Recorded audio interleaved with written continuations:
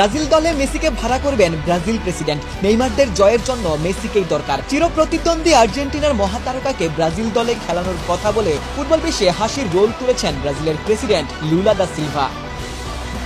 বিশ্বকাপের প্রথম ম্যাচে মরক্কোর সঙ্গে ড্র করে তীব্র সমালোচনার মুখে 5 বারের বিশ্ব চ্যাম্পিয়নরা। হতাশাজনক পারফরম্যান্সের পর সাংবাদিকদের মুখোমুখি হন ব্রাজিলের প্রেসিডেন্ট লুলা দা সিলভা। তিনি বলেন, আমি ভাবছিলাম ব্রাজিল দলে খেলানোর জন্য মেসিকেই হায়ার করব কিনা। একদিন আগেই আলজেরিয়ার বিপক্ষে হ্যাটট্রিক করে আর্জেন্টিনাকে দুর্দান্ত জয় উপহার দিয়েছেন লিওনেল মেসি। সেই পারফরম্যান্সের রেশ ধরেই মেসিকে ভাড়া করে আনতে এমন মন্তব্য করেন ব্রাজিল প্রেসিডেন্ট। মজার ছলে মেসিকে চাইলেও নিজের দল নিয়ে আশাবাদী লুলা। তার মতে মরক্কোই ছিল গ্রুপের সবচেয়ে কঠিন প্রতিপক্ষ, তাই প্রথম ম্যাচে ড্র কোনো বড় ধাক্কা নয়।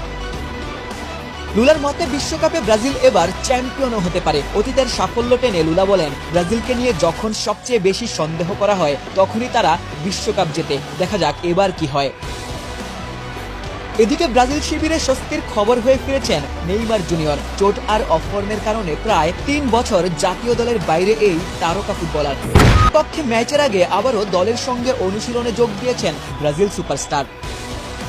মাঠে ফিরেই নিজের চিরচেনা রূপে দেখা গেছে ব্রাজিলের সর্বোচ্চ গোলদাতাকে। সতীর্থদের সাথে যেমন হাসি ঠাট্টায় মেতেছেন, মজার ছলেই সাংবাদিকদের প্রশ্ন ছুড়ে দেন, কি আমাকে খুব বেশি মিস করেছিলে নাকি?